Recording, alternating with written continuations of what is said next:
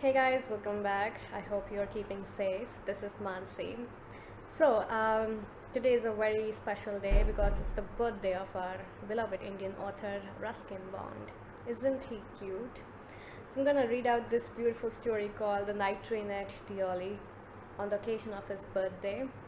I remember reading this story when I was just in class 9. Ruskin Bond's stories have deeply shaped my childhood days, not only my childhood days but also my teenage days. This is a very emotional yet a very, very powerful story. It teaches us some important life lessons and the fact that life is a constant process. You don't stop for anybody. You face the reality, you accept it, and you accept it with a brave heart. Okay, so I'm not gonna discuss the entire story here. We're gonna read out this story together. But before I begin reading this story for you guys, I would like to thank Professor Deepti Gupta, who is the inspiration behind this entire task. Thank you, ma'am, for keeping us sane. We love you.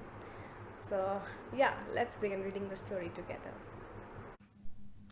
Alright, so let's begin reading this beautiful story called The Night Train at Deoli by Ruskin Bond. When I was at college, I used to spend my summer vacations in Dera, at my grandmother's place. I would leave the plains early in May and return in July. Deoli was a small station about 30 miles from Dera. It marked the beginning of the heavy jungles of the Indian Terai. The train would reach Deoli at about 5 in the morning, when the station would be dimly lit with electric bulbs and oil lamps, and the jungle across the railway tracks would just be visible in the faint light of dawn. Deoli had only one platform, an office for the station master, and a waiting room. The platform boasted a tea stall, a fruit vendor, and a few stray dogs. Not much else, because the train stopped there only 10 minutes before rushing on into the forests. Why it stopped at Deoli, I don't know. Nothing ever happened there. Nobody got off the train and nobody got in. There were never any coolies on the platform. But the train would halt there a full 10 minutes, and then a bell would sound, the guard would blow his whistle, and presently Deoli would be left behind and forgotten. I used to wonder what happened in Deoli, behind the station walls. I always felt sorry for that lonely little platform and for the place that nobody wanted to visit. I decided that one day I would get off the train at Deoli and spend the day there just to please the town. I was 18, visiting my grandmother, and the night train stopped at Deoli. A girl came down the platform selling baskets. It was a cold morning, and the girl had a shawl thrown across her shoulders. Her feet were bare and her clothes were old, but she was a young girl walking gracefully and with dignity. When she came to my window, she stopped. She saw that I was looking at her intently, but at first she pretended not to notice. She had pale skin, set off by shiny black hair and dark, troubled eyes. And then those eyes, searching and eloquent, met mine. She stood by my window for some time, and neither of us said anything. But when she moved on, I found myself leaving my seat and going to the carriage door, and stood waiting on the platform, looking the other way. I walked across to the tea stall. A kettle was boiling over on a small fire, but the owner of the stall was busy serving tea somewhere on the train. The girl followed me behind the stall. "Do you want to buy a basket?" she asked. "They're very strong, made of the finest cane." "No," I said, "I don't want a basket." We stood looking at each other for what seemed a very long time, and she said, "Are you sure you don't want a basket?" "All right, give me one," I said, and I took the one on top and gave her a rupee, hardly daring to touch her fingers. As she was about to speak, the guard blew his whistle. She said something, but it was lost in the clanging of the bell and the hissing of the engine. I had to run back to my compartment. The carriage shuddered and jolted forward. I watched her as the platform slipped away.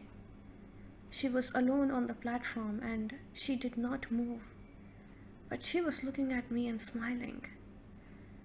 I watched her until the signal box came in the way, and then the jungle hid the station. But I could still see her standing there alone.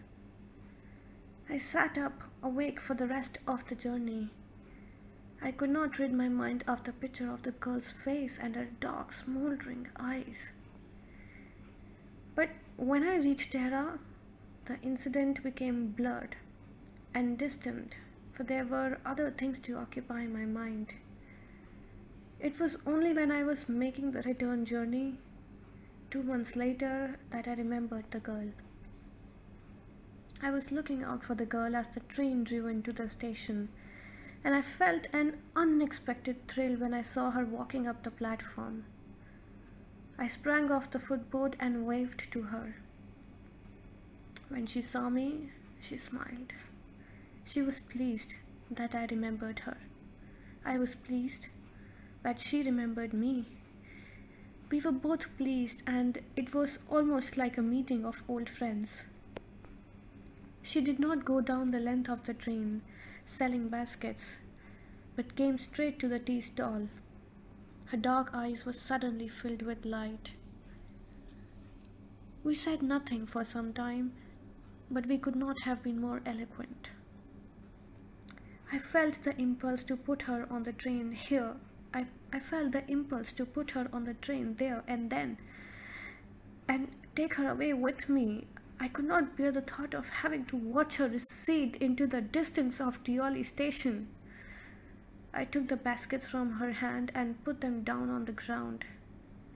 She put out her hand for one of them, but I caught her hand and held it. I have to go to Delhi, I said.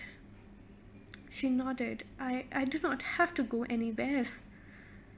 The guard blew his whistle for the train to leave, and how I hated the guard for doing that. I will come again, I said. Will you be there? She nodded again, and as she nodded, the bell clanged and the train slid forward. I had to wrench my hand away from the girl and run for the moving train. This time, I did not forget her. She was with me for the remainder of the journey, and for long after. All that year, she was a bright, living thing. And when the college term finished, I packed in haste and left for Dehra earlier than usual. My grandmother would be pleased at my eagerness to see her. I was nervous and anxious as the train drew into the Deoli because I was wondering what I should say to the girl and what I should do. I was determined that I would not stand helplessly before her, hardly able to speak or do anything about my feelings. The train came to Deoli, and I looked up and down the platform, but I could not see the girl anywhere. I opened the door and stepped off the footboard. I was deeply disappointed and overcome by a sense of foreboding. I felt I had to do something, and so I ran up to the station master and said, "Do you know the girl who used to sell baskets here?" "No, I don't," said the station master. "And you'd better get on the train if you don't want to be left behind."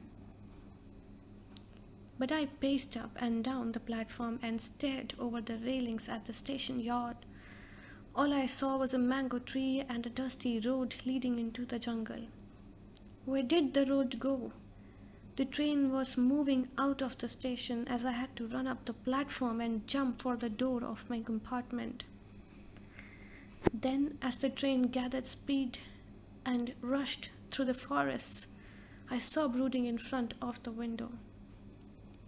What could I do about finding a girl I had seen only twice, who had hardly spoken to me, and about whom I knew nothing, absolutely nothing, but for whom I felt a tenderness and responsibility that I had never felt before? My grandmother was not pleased with my visit after all, because I did not stay at her place more than a couple of weeks. I felt restless and ill at ease. So I took the train back to the plains, meaning to ask further questions of the station master at Deoli. But at Deoli there was a new station master. The previous man had been transferred to another post within the past week. The man did not know anything about the girl who sold baskets. I found the owner of the tea stall, a small shriveled up man wearing greasy clothes, and asked him if he knew anything about the girl with the baskets. Yes, there was such a girl here. I remember quite well, he said. But she has stopped coming now. Why? I asked. What happened to her? How should I know, said the man. She was nothing to me. And once again I had to run for the train. As the Deoli platform receded, I decided that one day I would have to break journey there, spend a day in the town, make inquiries, and find the girl who had stolen my heart with nothing but a look from her dark, impatient eyes. With this thought, I consoled myself throughout my last term in college. I went to Dehra again in the summer, and when, in the early hours of the morning, the night train drew into Deoli station, I looked up and down the platform for signs of the girl, knowing I would not find her, but hoping just the same. Somehow, I could not bring myself to break journey at Deoli and spend a day there. If it was all fiction or a film, I reflected, I would have got and cleaned up the mystery and reached a suitable ending for the whole thing. I think I was afraid to do this. I was afraid of discovering what really happened to the girl. Perhaps she was no longer in Deoli. Perhaps she was married. Perhaps she had fallen ill. In the last few years, I have passed through Deoli many times, and I always look out of the carriage window, half expecting to see the same unchanged face smiling up at me.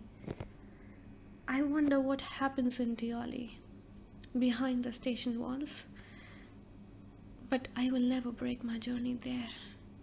It may spoil my game.